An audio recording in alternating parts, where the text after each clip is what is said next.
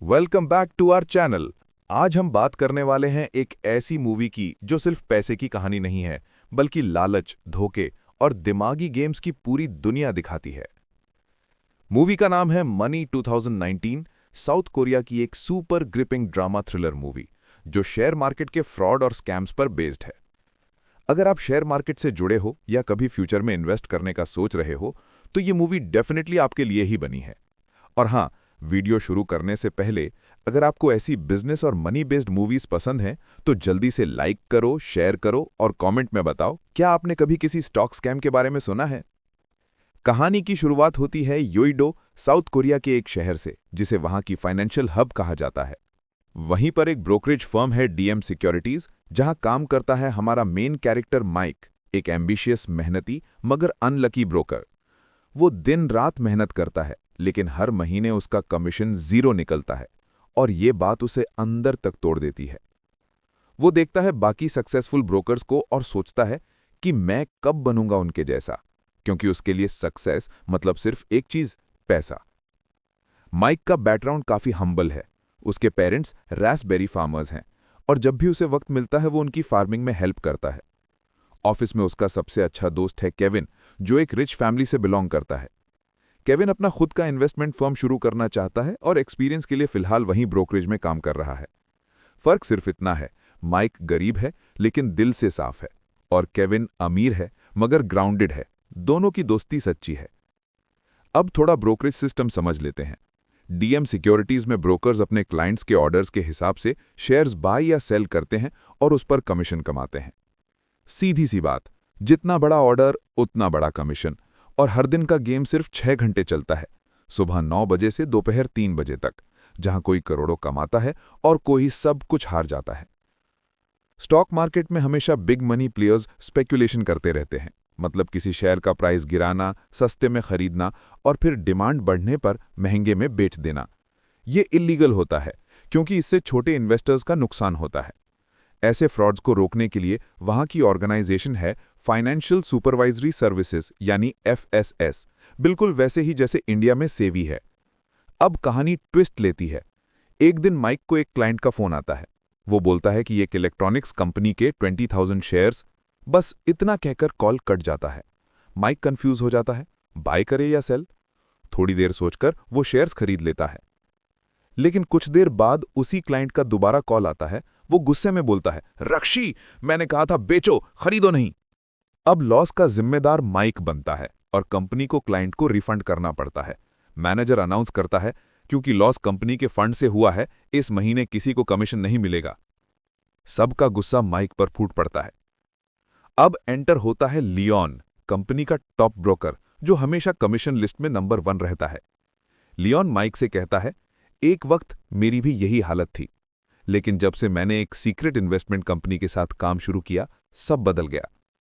वो बताता है कि एक ब्रोकर है जैक, जिसके पास मार्केट की अंदरूनी जानकारी रहती है, यानी इनसाइडर इन्फो, और जो भी उसके साथ काम करता है टॉप पर पहुंच जाता है। माइक को भी लगता है कि यही मेरा मौका है कुछ बड़ा करने का। वो जैक से मिलता है। जैक की पर्सनालिटी देखकर दंग रह जाता है। जैक उसे एक फोन देता है और कहता है, कल तुम्हें इस फोन पर एक कॉल आएगा, जिस तरह कहा जाए बिल्कुल वैसा ही करना। अगर ट्रांजैक्शन सक्सेसफुल हुआ तो तुम्हें बड़ा कमीशन मिलेगा और हमारे साथ परमानेंटली काम करने का चांस भी। जैक ये भी कहता है, ये बात किसी से शेयर मत करना, किसी से भी नहीं। Music intensifies. यहीं से शुरू होती है माइक की ग्रीड, पावर और रिस्क से भरी जर्नी, जहां हर कॉल, हर डील उसे या तो करोड़पति बना सकती है या जेल में पहुंचा सकती है। अगर आप जानना चाहते हैं कि आगे क्या होता है, क्या माइक इस इलीगल गेम में फंस जाएगा या इससे निकलकर खुद का रास्ता बनाएगा, तो बने रहिए वीडियो के अगले हिस्से तक।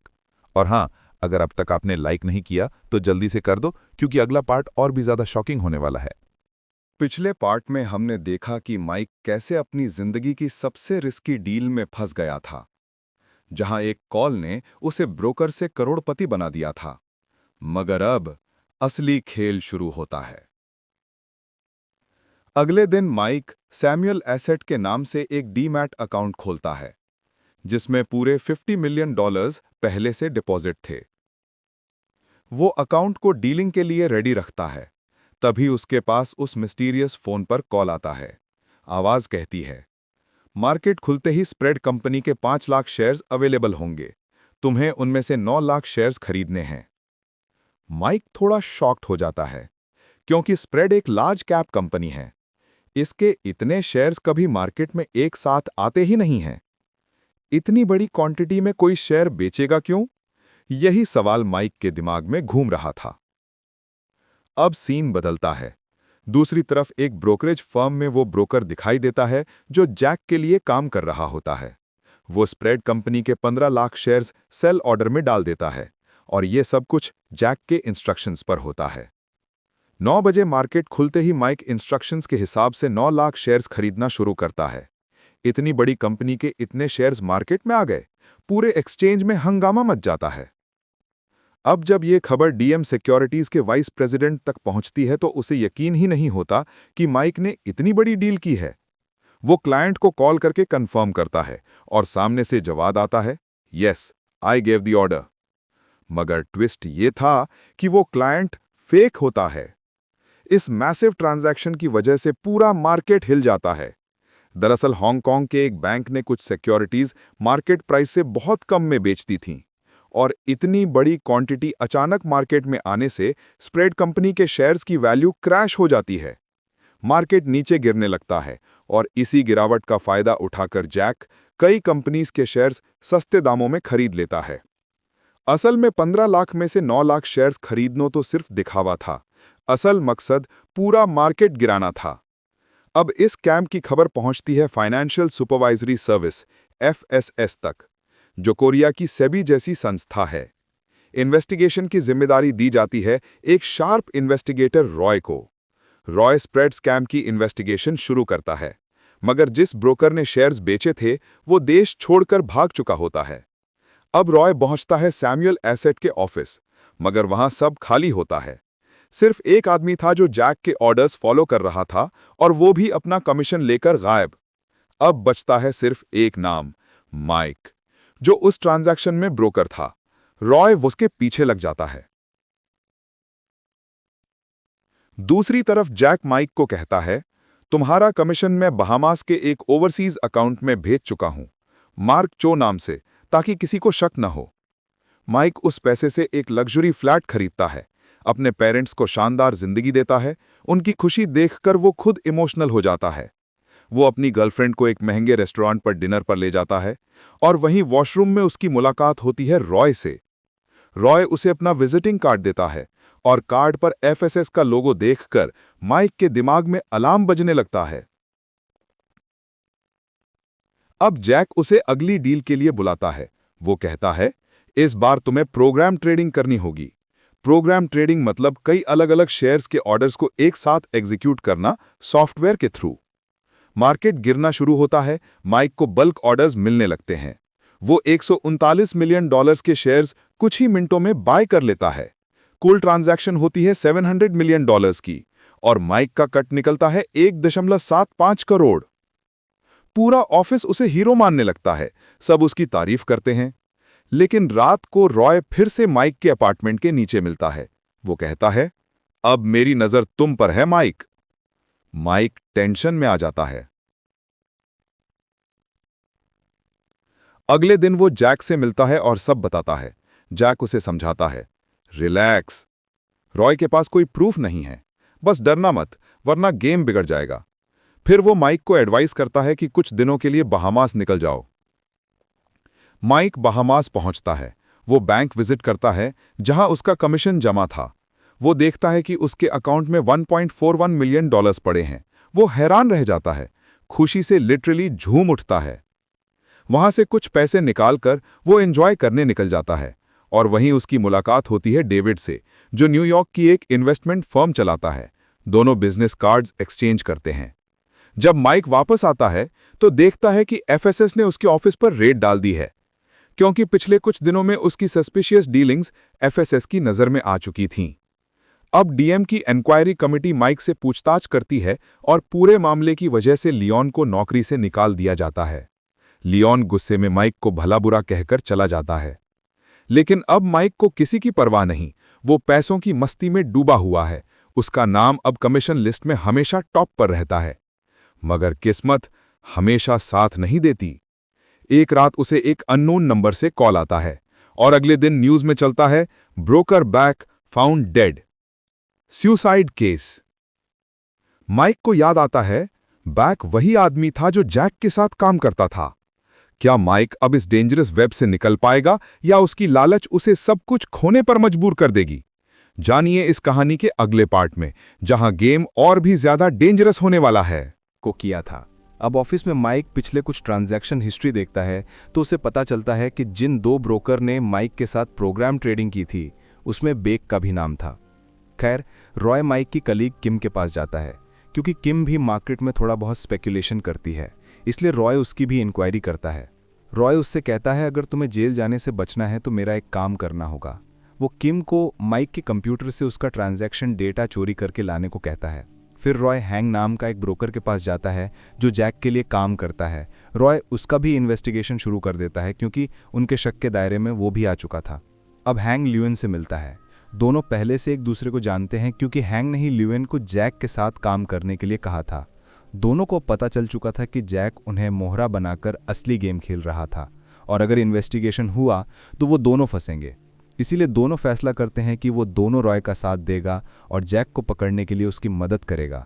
दूसरी तरफ माइक हैंग के ऑफिस जाता है उससे मिलने के लिए। तभी वो वहां देखता है कि हैंग ने बिल्डिंग से कूद के सुसाइड कर लिया है। लेकिन वो सुसाइड नहीं बल्कि मर्डर है, क्योंकि जैक ने कॉन्ट्रैक्ट किलर के जरिए उसे मरवाया था। ये सब देख माइक अब टेंशन में आ जाता है। केविन माइक को समझाता है कि वो जो कुछ कर रहा है उससे वो बहुत बड़ी मुसीबत में फंस सकता है और उसे सिर्फ इस्तेमाल किया जा रहा है और रॉय डी उसका इन्वेस्टिगेशन शुरू कर दिया है। लेकिन माइक उसकी बात को नज़रअंदाज कर देता है। खैर, जैक माइक को मिलने बुलाता है। जब वो जैक से मिलता है तो जैक उससे कहता है कि उसे अब नेकेड शॉर्टिंग करनी होगी, जो शेयर मार्केट में इल्लीगल है। काम 35 मिलियन का है, जिसमें माइक का कट 5 मिलियन का होगा। नेकेड शॉर्ट सेलिंग, जिसमें बिना शेयर उधार लिए ही उन्हें बेच दिया जाता है, ये सामान्य शॉर्ट सेलिंग से अलग है, जहां पहले शेयर उधार लिए जाते हैं और फिर बेचे जाते हैं। लेकिन नेकेड शॉर्ट सेलिंग में यह भी नहीं देखा जाता कि वो शेयर असल में अवेलेबल हैं भी या नहीं, और फिर भी उन्हें बेच दिया जाता है। इससे शेयर की कीमत पर गलत तरीके से दबाव बन सकता है, जिससे मार्केट में उतार चढ़ाव और हेर फेर हो सकती है, खासकर जब वो शेयर बड़ी क्वांटिटी में हो। अब दूसरे दिन माइक को क्लाइंट का फोन आता है और वो उसे सिग्नल टेक कंपनी के 70,000 शेयर्स खरीदने बोलता है। जैसे ही माइक उसे खरीदने में लग जाता है तभी एक और क्लाइंट का फोन आता है। वो उसे और 80,000 शेयर्स खरीदने बोलता है। दरअसल जैक दूसरे क्लाइंट के थ्रू शेयर खरीद रहा था और ऐसा करके वो उस कंपनी के पूरे 20 मिलियन के शेयर्स माइक के जरिए लो प्राइस में बाय कर लेता है। माइक न्यूज़ में देखता है कि 2 दिन पहले सिग्नल टेक कंपनी में आग लग गई थी, जिसका फायदा उठा के जैक नेकेड शॉर्ट सेलिंग करके सिग्नल टेक के काफ़ी शेयर्स मार्केट में बेचने के लिए अवेलेबल है करके दिखाया था, जिससे डर कर इन्वेस्टर अपने शेयर्स मार्केट में बेचने लगता है, जिससे उस कंपनी के शेयर्स की प्राइस तेजी से नीचे गिरने लगता है। इसी का फायदा उठा के जैक उन्हें कौड़ियों के भाव खरीद लेता है। माइक अब पूरा खेल समझ जाता है और उसे यकीन था कि आग भी जैक ने ही लगाई है। दरअसल सिग्नल टेक जैसे जो कंपनी बैंकरप्ट होता है, उनके शेयर्स के प्राइस को पूरे बॉटम तक ले जाके जैक उन्हें पूरी तरह से कौड़ियों के भाव में खरीदता है और कंपनी पर कब्जा करके फिर उन कंपनी के एसेट्स को बेचता है और $मिलियन का प्रॉफिट कमाता है। दूसरी ओर किम मौका देखकर माइक के कंप्यूटर से पेन ड्राइव पर उसकी ट्रांजैक्शन की डेटा चोरी करती है। जैक ल्यूएन का एक्सीडेंट करवाता है, जिसकी वजह से वो कोमा में चला जाता है और जैक माइक को हॉस्पिटल बुला के उसे ल्यूएन की हालत दिखाते हुए धमकाता है कि अगर उसने उसके साथ गद्दारी की तो उसकी भी हालत उनकी तरह होगी। अब माइक पूरी तरह से फंस चुका था। इधर रॉय सिक्योरिटी यूनिट के साथ डीएम सिक्योरिटी पर रेड डाल के उनके सारे अकाउंट्स की फाइलें जब्त करता है। रॉय माइक को अपने साथ ले जाता है। रॉय उसे दिखाता है कि कितने सारे ब्रोकर्स और कंपनियां जैक की वजह से बर्बाद हुई हैं। रॉय सबूत के रूप में उसे दिखाता है कि उसके पास माइक की सारी ट्रांजैक्शन हिस्ट्री भी है जो किम ने उन्हें दिया है। तभी माइक को मैसेज आता है कि केविन की फादर की कंपनी यूजिंग डूब चुकी थी और बैंकरप्सी के कगार में है। तभी उसे बोर्ड पर दिखाई देता है कि अब जैक का अगला शिकार केविन की फादर की कंपनी है। तब उसे सब समझ आ जाता है कि जैक नेकेड शॉर्ट सेलिंग करके केविन की फादर की कंपनी कौड़ियों के भाव खरीदना चाहता है। अब रॉय उसे ऑफर देता है कि अगर वो जैक को पकड़ने में उसकी हेल्प करेगा तो वो उसे छोड़ देगा। खैर, अब माइक केविन को जाके मिलता है और उससे वादा करता है कि कल जब मार्केट ओपन होगा तब तुम्हारी कंपनी की यानी वोंगसिंग के शेयर का प्राइस बढ़ेगा जो अब बॉटम पे है। मैं तुम्हारे फादर के कंपनी के सब शेयर बाय करूंगा। तब केविन कहता है कि उसके अंकल कंपनी को सस्ते में किसी और कंपनी को बेचना चाहता है। तब माइक उनसे कहता है कि जल्दबाजी में कंपनी को सस्ते में मत बेचो, उसे मैं ऊपर उठाऊंगा, मुझ पर भरोसा रखो। अगले दिन सुबह मार्केट खुलते ही माइक अपने कलीग से कहता है कि वॉन्गसिंग के सब शेयर ग्लोबल इन्वेस्टमेंट के अकाउंट से खरीदो, जिससे कंपनी की मार्केट वैल्यू बढ़ जाती है। दूसरी तरफ केविन अपने अंकल को उनके हिस्से के शेयर्स बेचने से रोकता है और उन्हें थोड़ा वेट करने बोलता है। इस दौरान जैक माइक को कॉल करता है, लेकिन माइक उसका कॉल रिसीव नहीं करता। इस डील का पता रॉय को चलता है और वो ग्लोबल इन्वेस्टमेंट की ऑफिस की ओर निकलता है। अब माइक मार्केट में वॉन्गसिंग के 9 मिलियन के शेयर्स बेचने के लिए अवेलेबल कराता है, जो माइक ने ही ग्लोबल के अकाउंट से कुछ घंटे पहले खरीदा था। अब यहाँ हमें माइक का असली प्लान पता चलता है। आपको याद होगा, माइक डेविड से बहामास में मिला था और उसकी न्यूयॉर्क में एक इन्वेस्टमेंट कंपनी है। तो माइक डेविड के जरिए वॉन्गसिंग का शेयर खुद खरीदता है। अब सवाल आता है, माइक के पास इतना पैसा आया कहाँ से? तो बहामा के बैंक में जहां माइक का आज तक की कमाई लगभग $50 मिलियन जमा था, वहीं उस पैसे से वॉन्गसिंग के शेयर्स को डेविड के कंपनी के जरिए खरीदता है। अब मार्केट में वॉन्गसिंग के शेयर की कीमत बढ़ती है तो ज्यादातर इन्वेस्टर और केविन के अंकल अपने शेयर नहीं बेचता। इससे जैक का वो कंपनी खरीदने का प्लान फेल हो जाता है, जिससे वो बहुत गुस्सा होता है। जैक अपने किलर को माइक को मारने भेजता है, लेकिन सिक्योरिटी के लोग माइक के साथ होने के कारण किलर कुछ कर नहीं पाता। अब रॉय जैक की ग्लोबल इन्वेस्टमेंट कंपनी पर रेड डालता है, मगर जैक निकल चुका था। जब रॉय जैक को किसी भी हाल में पकड़ना चाहता था तो माइक उससे कहता है ये जैक जरूर उसे मिलने बुलाएगा। जैसा कि माइक ने सोचा था, जैक उसे मिलने मेट्रो स्टेशन बुलाता है। माइक उससे मिलने वहां पहुंचता है, लेकिन जैक को माइक के साथ बातें करते समय उसको पता चलता है कि माइक ने अपने कोट में माइक्रोफोन छुपाया है, जिसके जरिए उनकी बातें रॉय सुन रहा है। तभी जैक का किलर माइक के पेट में चाकू से वार कर देता है, लेकिन रॉय आके उस किलर को पकड़ता है और साथ ही जैक को भी पकड़ता है। जैक को लगता है उनके पास उसके खिलाफ कोई सबूत नहीं है, लेकिन माइक उन्हें वो रिकॉर्डर देता है जो उसने जैक से उसकी पहली मुलाकात से उनकी बातें रिकॉर्डिंग की थी। अब रॉय जैक को अरेस्ट करके ले जा रहा होता है तो मौका देख के माइक ट्रेन से भाग जाता है और रॉय को फोन करके सब लोकेशन बताता है जहां उसने जैक की दी हुई फोन वगैरह छुपाया था। तभी ट्रेन में बैठ के माइक की नज़र ट्रेन से ट्रैवल कर रहे एक आदमी पर जाती है और यहीं पर मूवी खत्म होती है। जुड़े रहने के लिए धन्यवाद। अगर आपको वीडियो अच्छी लगी हो तो लाइक, शेयर और नए हैं तो सब्सक्राइब करना ना भूलें। मिलते हैं अगली बार और एक रोमांचक कहानी के साथ।